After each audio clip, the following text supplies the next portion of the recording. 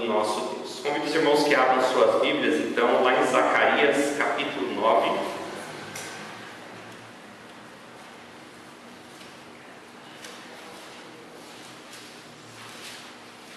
Nós já estamos aí indo para o final do livro de Zacarias, né? Zacarias, nós vamos ver hoje os capítulos 9 e 10, tá? Hoje é o 6º sermão que nós estamos fazendo sobre o livro de Zacarias e falando sobre uma esperança no Deus que restaura. Nós sabemos que o contexto do livro de Zacarias é o povo retornando da Babilônia depois de 70 anos e reerguendo as construções do templo, de suas casas e, no âmbito mais profundo, recomeçando a vida.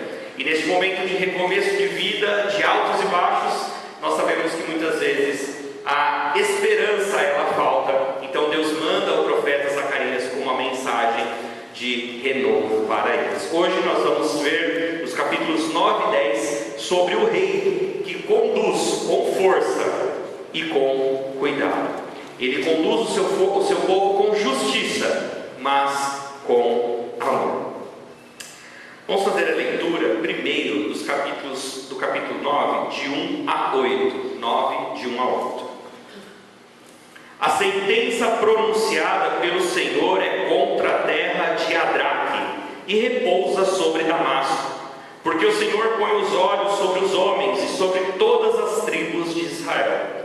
Também repousa sobre Amate, que confina com ele, sobre Tiro e Sidom, cuja sabedoria é grande.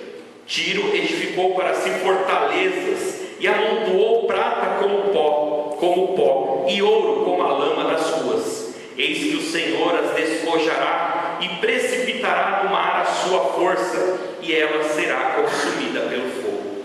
Asquelon o verá e temerá, também Gaza, e terá grande dor. Igualmente Ecrom, porque a sua esperança será iludida. O rei de Gaza perecerá, e Asquelon não será habitada. Povo bastardo habitará em Asdod, e exterminarei a soberba sobre os filisteus. Da boca destes tirarei o sangue dos sacrifícios idólatras, e dentre os seus dentes tais abominações. Então ficarão eles como restante para o nosso Deus, e serão como os chefes em Judá, e Ecrom como Jebuseu. Acampar-me-ei ao redor da minha casa para defendê-la contra as forças militantes, para que ninguém passe, nem volte, que não passe mais sobre eles o opressor, porque agora vejo isso com os meus olhos. Até aqui por enquanto. Certa vez, irmãos, um violinista famoso, ele foi convidado para tocar num concerto muito importante. Porém, ao chegar lá, eles perceberam que o violino dele havia sido trocado, e no lugar tinha sido colocado um instrumento velho e rachado, quebrado. Quando todos pensaram que o concerto seria cancelado, o homem famoso, tocava muito bem, pegou então o violino antigo, afinou e começou a tocar com tanta beleza que todos se emocionaram. Ao final, esse músico disse: não é um instrumento, é quem está tocando. Assim é com Deus e o seu povo. Mesmo quando nós, como pessoas, estamos rachados, dispersos, fracos, mas nas mãos dele há restauração, beleza e vitória. Não somos nós, porque nós somos esse instrumento quebrado, mas é ele que usa a nossa vida para um bem maior, para todo este propósito. Irmãos, você já se sentiu esquecido? Fraco, muitas vezes sem direção, com seu coração dividido entre confiar em Deus ou nas circunstâncias que a vida vem mostrando para vocês? O povo de Deus, como nós lemos aqui no tempo de Zacarias, também estava se sentindo assim. Eles estavam preocupados, sem saber para onde ir, estavam se sentindo abandonados com tudo que estava acontecendo na vida deles. Eles tinham retornado da Babilônia, eles estavam ali reconstruindo o templo, a construção ainda não tinha acabado. Porém, vira e mexe, um inimigo por volta de Israel se levantava, atentava sobre guerra sobre eles, levantava-se contra o rei e muitas vezes o desânimo chegava à porta da casa deles. Porém, com esta mensagem de Zacarias, o que ele fala é: o rei está vindo e ele mesmo irá cuidar de vocês. O próprio rei está chegando e vai cuidar de vocês. Quando nós nos sentimos assim, com o nosso coração partido, abandonado, esquecido, fraco, sem direção, nós devemos nos apegar à obra maravilhosa de Jesus Cristo, a que Ele fez por nós na cruz, porque Ele é o Rei das nossas vidas, é Ele que está cuidando de nós como um todo. Zacarias então está ali profetizando a este povo que está muito triste, que está frustrado com toda a situação que ele está. O ambiente era de cansaço, frustração, incerteza, mas Deus está, por meio do profeta, falando para eles que vai restaurar todas as coisas. O capítulo de 9 e 10 que nós lemos, ele está dentro do capítulo maior. Essa é a terceira parte. A primeira parte do livro de Zacarias estão as 8 visões que nós vimos. Nós temos a segunda parte dos capítulos 7 e 8, onde ela faz uma transição, onde ela para de falar as visões proféticas e começa a falar sobre o que iria acontecer com Israel. E agora, a partir do 9 até o 14, são mensagens mais diretas de mudança no coração do povo que eles precisam passar. Eles chamam essa terceira parte como os oráculos escatológicos de Zacarias, onde ele vai trazer uma escatologia, uma história do fim sobre a vinda do próprio Jesus. Nós precisamos entender que o contexto agora, nós temos os 70 anos da Babilônia, eles estão voltando, o império que está forte agora é o Império Persa, que venceu os babilônicos, e depois disso começa a vir agora todos os livros menores, pós-exílio, sobre a vinda de Jesus Cristo. Porque após estes livros nós temos um silêncio de Deus de 400 anos. Geralmente as Bíblias antigas, folheie suas Bíblias um pouquinho mais para frente, ela mantinha entre o Velho e o Novo Testamento algumas páginas em branco. Hoje já não tem mais, essa daqui que eu estou, ela tem já um mapa sobre o Novo Testamento e já começa Mateus. Mas entre o Velho e o Novo Testamento, as Bíblias mais antigas, elas colocavam uma ou duas páginas em branco, para mostrar que Deus ficou em silêncio durante 400 anos, ou seja, esse período intertestamentário foi de 400 anos. Então, nós vemos todos esses profetas, Ageu, Zacarias, Malaquias, vindo falar sobre a vinda muito próxima de Jesus Cristo, e logo depois nós temos 400 anos de silêncio, e aí nós temos a vinda do próprio Jesus Cristo. Então é um momento de muita desesperança que tinha no coração do povo de Israel, e Deus está trazendo renovo para eles. O capítulo 10, Deus se opõe aos falsos líderes e promete restaurar o seu povo com uma força e vitória.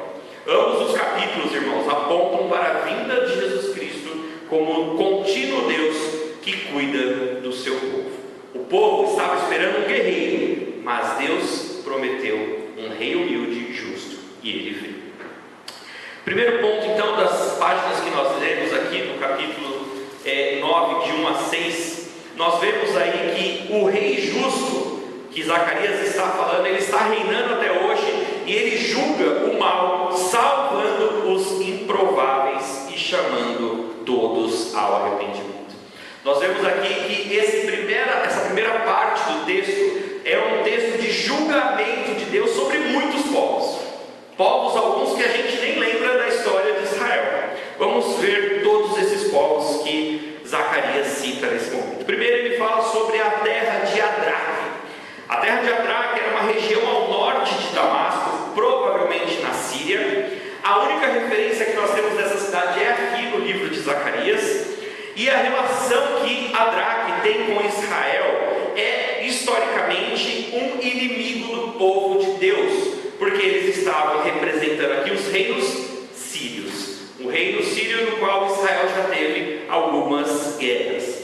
A razão dessa sentença de Deus sobre a terra de Adraque é parte do julgamento contra as nações que se sequência nós temos Damasco, muito próximo ali de Adraque. Damasco tem uma descendência lá de Arão, filho de Sem, que nós encontramos lá em Gênesis 10:22. A relação com Israel é de inimigo frequente, perseguiu Israel e Judá.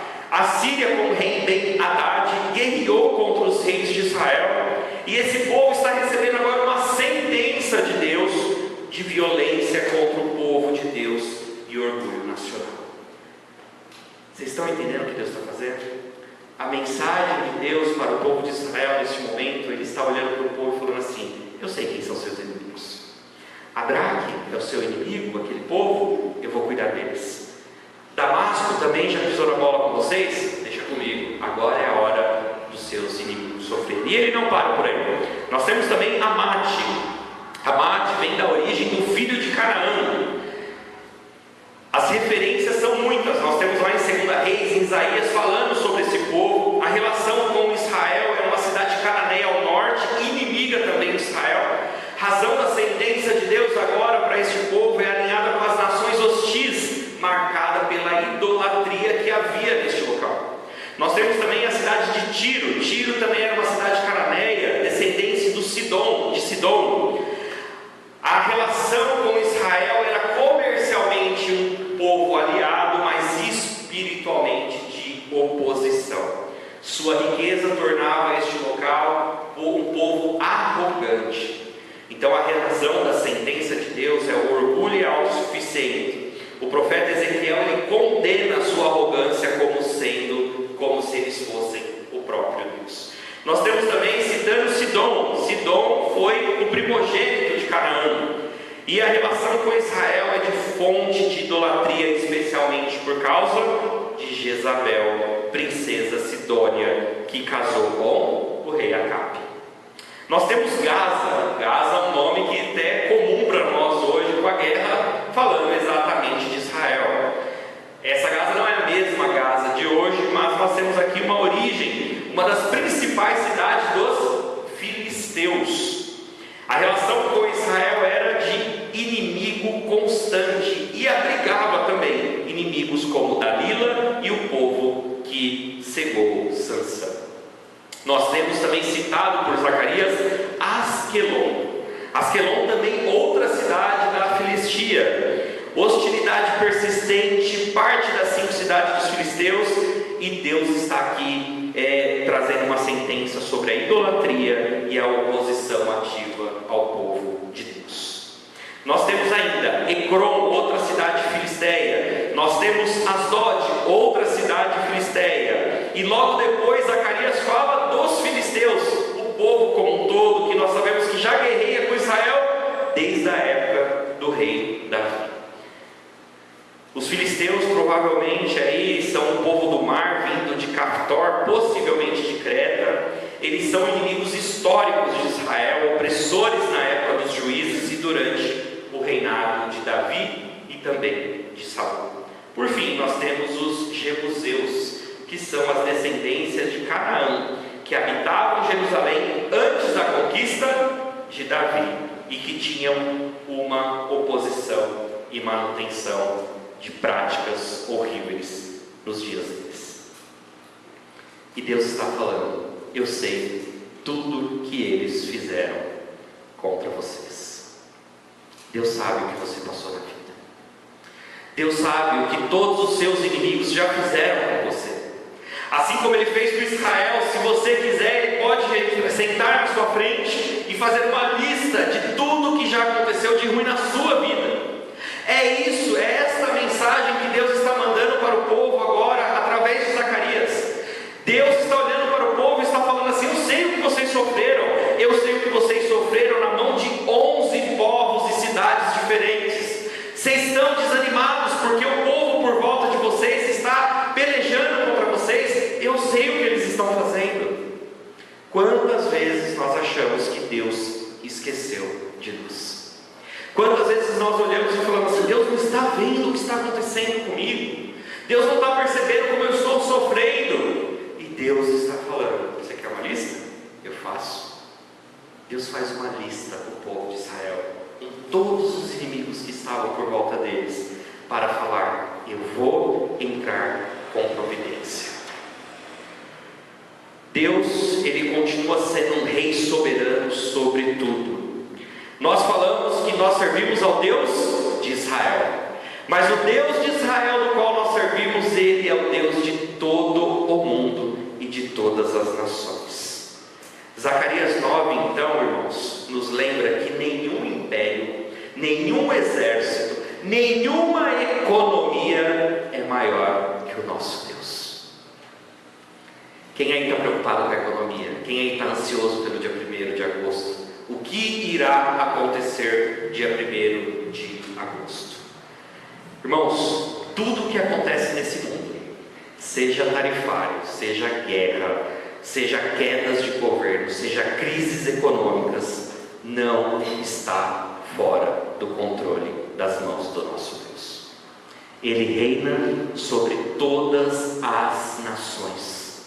O nosso Deus é o Deus daqui, dos Estados Unidos, de Israel, da Palestina, da China. Ele é o Deus criador de todas as coisas.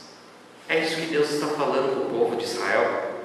Você pode descansar mesmo no meio de um caos político, no meio de um caos econômico, no meio de um caos social, porque o nosso Deus está reinando. Ele julga, Ele corrige, Ele orienta, Ele protege. Se alguém fizer mal para o seu povo, Ele vai vir ao nosso socorro. Esse é o Deus do qual nós servimos, um Deus que julga com justiça. Falar que Deus é amor hoje é muito lindo, quase todas as igrejas falam, mas não podemos separar, porque Deus ele é um, Ele não muda. O Deus que é amor é o Deus que é justo, que é juiz, que julga. Em Zacarias 9 nós vemos que Ele vai julgar os povos por sua arrogância, pela opressão, pela idolatria. Hoje, irmãos, Deus, o nosso Deus, Ele ainda abomina o orgulho dos que se acham e que não acham que pertencem a Ele. Se existe algum povo hoje que fala assim, eu não sirvo esse Deus não pode fazer nada, o nosso Deus faz grandes coisas. A opressão contra os pobres, o racismo, a corrupção, a imoralidade, a falsa religiosidade, a idolatria, inclusive dentro das nossas igrejas, tudo isso está diante do olhar de Deus, e tudo isso Deus vai prestar e vai pedir contas. Ele vai vir com justiça, porque Ele corrige, Ele está sempre de olho em tudo.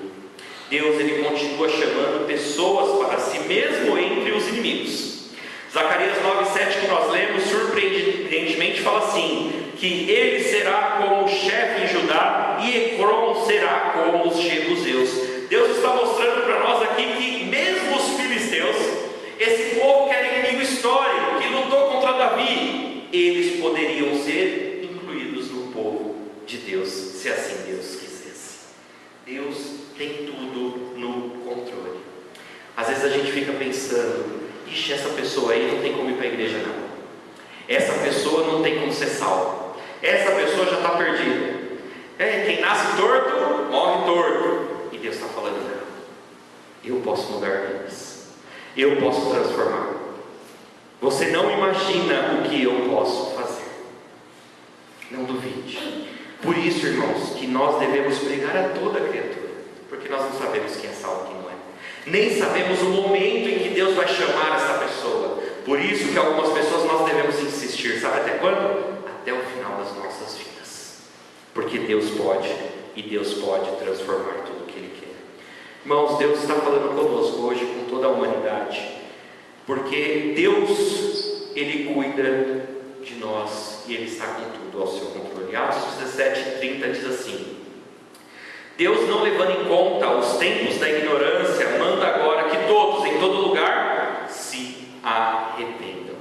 A mensagem de Zacarias, irmãos, capítulo 9 que nós lemos, é para todos os povos, porque todos pecaram e todos precisam de um rei salvador e misericordioso. Cristo já veio e agora nós aguardamos o seu retorno para nos salvar, o nosso rei glorioso que virá não mais montado no jumento, mas com poder e grande glória. Da comunhão com Deus. A comunhão é o único motivo que pode te impedir de participar da ceia do Senhor. Se você não está frequentando uma igreja, se você não está vivendo igreja, se você não está ali lado a lado com seus irmãos, você não pode participar da ceia do Senhor. Como que nós convidamos os visitantes? Se você é membro de uma igreja evangélica e você está em plena comunhão com a sua igreja, você é convidado a participar conosco. Tomar indignamente a ceia, irmãos, é você chegar aqui uma vez por mês, não participar da vida da igreja, de nenhuma outra igreja, e participar da mesa do Senhor. A mesa do Senhor exige comunhão, porque nós vamos nos transformar em um só corpo agora. Como que podemos ser um corpo se nós não vivemos família, se nós não vivemos igreja? Mas pastor, eu pequei, autoexame.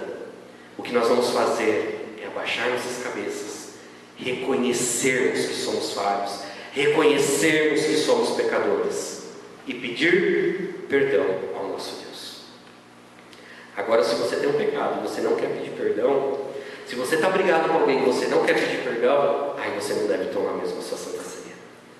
Porque a grande questão é o seu coração que está te impedindo da comunhão. Perdão, pecados todos temos, mas nós vamos abaixar nossa cabeça antes da ceia, vamos orar, vamos reconhecer e pedir perdão ao nosso Deus. Então, irmãos, para participarmos da ceia, nós precisamos apenas confessarmos nossos pecados, confiar em Deus e saber que Ele, que é gracioso, nos perdoa. Não é uma nova aliança? Não é a lembrança do que Ele fez na cruz do Calvário? O que Ele fez na cruz do Calvário? Ele te perdoou. E aí, por muitas vezes, nós queremos trazer o peso sobre as nossas costas nessa hora e falar: não vou participar da ceia. Irmãos, Ele te perdoou. Agora, você está perdoando? Você está participando do corpo de Cristo? Você faz parte da noiva de Cristo? É este o autoexame que você precisa fazer. É isso que precisa estar muito de forma tranquila no seu coração. Então, irmãos, para finalizarmos, participe com fé. A ceia é uma refeição espiritual, não um mero símbolo. Nós cremos, irmãos, que Cristo de forma espiritual está no nosso meio quando participamos da ceia. Celebre com reverência e alegria. Jesus estava ansioso por aquela noite. E Jesus, irmãos, está ansioso por essa noite. Porque Ele está ansioso para fortalecer-nos em fé. Fortaleça, irmão, sua comunhão com a igreja. A ceia do Senhor nos une como um só corpo. Lembre-se da cruz, olhe para Cristo e viva com esperança até que Ele venha. A mesa da aliança, onde Cristo se dá novamente, não em sacrifício, mas em comunhão. Momento de renovar esta aliança. Estou participando da ceia, estou participando da igreja ativamente, estou feliz. Passei um tempo fora da igreja, fiquei magoado. Mas agora estou voltando, pastor, estou firme. Que bênção, participe com a gente da mesa do Senhor. Porque o que nós precisamos, irmão, é comunhão. Mas pastor, pequei. Todos pecamos. Mas nós teremos o nosso momento para pedir perdão nesta hora. Amém? Que Deus abençoe. Os irmãos que ainda tiverem qualquer dúvida sobre esse assunto também podem me procurar. Mas participem da ceia, irmãos. Nunca deixem de participar da ceia por alguma braveza sua, por alguma palavra que você falou durante essa semana. Peça perdão. Peça perdão a Deus, peça perdão para a pessoa que você ofendeu e participe da mesa do Senhor. O mais importante é comunhão, é laço com a igreja de Cristo. Deus abençoe os irmãos. Aproveito já para chamar o conselho que vem à frente.